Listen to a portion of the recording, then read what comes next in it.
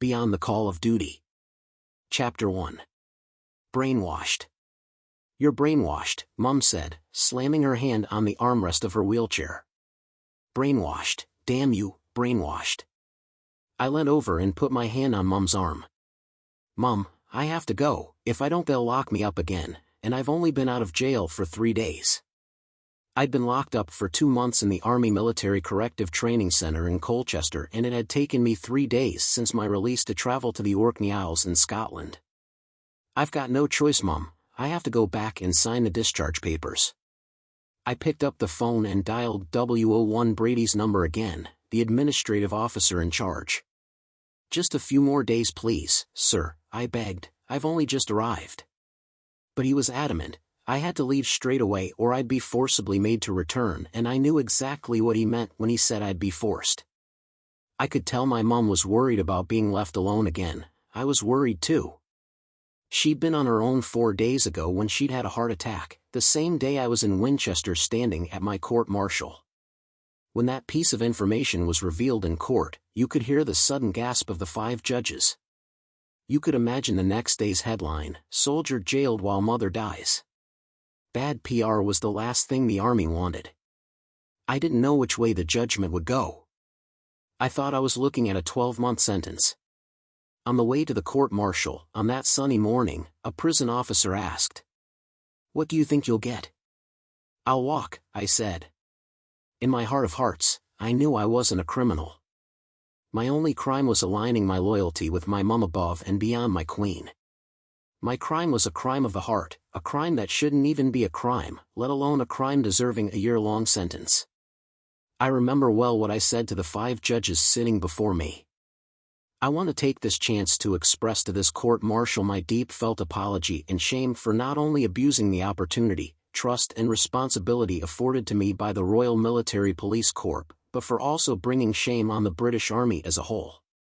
I can see that the offences brought against me today deserve the appropriate punishment. I humbly ask you to consider the mitigating circumstances in a compassionate light. I committed the offences misguidedly, as they were only committed to alleviate the suffering of my mother. I stand before you now with the heartfelt wish that you judge me with the utmost leniency. My one and only mistake was to love my mother beyond the call of duty." After a short break for deliberations, the judges returned and took their seats. "You are discharged from the British Army with immediate effect, reduced in rank and sentenced to 4 months' imprisonment," a judge declared. And with time served, I walked free. Arriving at the Kirkwall Hospital in Orkney 3 days later, I found my mum had already been discharged, recuperating on St. Margaret's Island. I had to find my way there by public transport.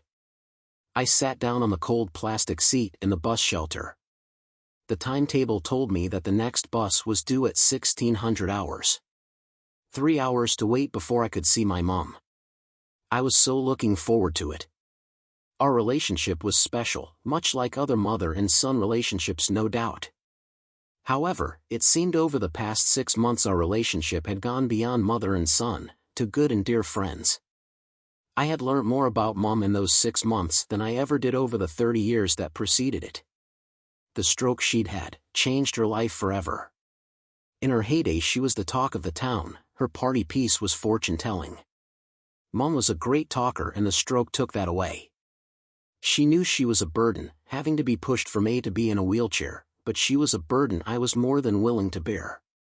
She'd had the stroke during a weekend I was home from the Army. I had been out with friends the night before and didn't get out of bed until 10 in the morning. I walked through the living room to get to the toilet, saw Mum asleep on the couch, and I didn't think anything of it. She was trying to say something to me, but I didn't hear her properly.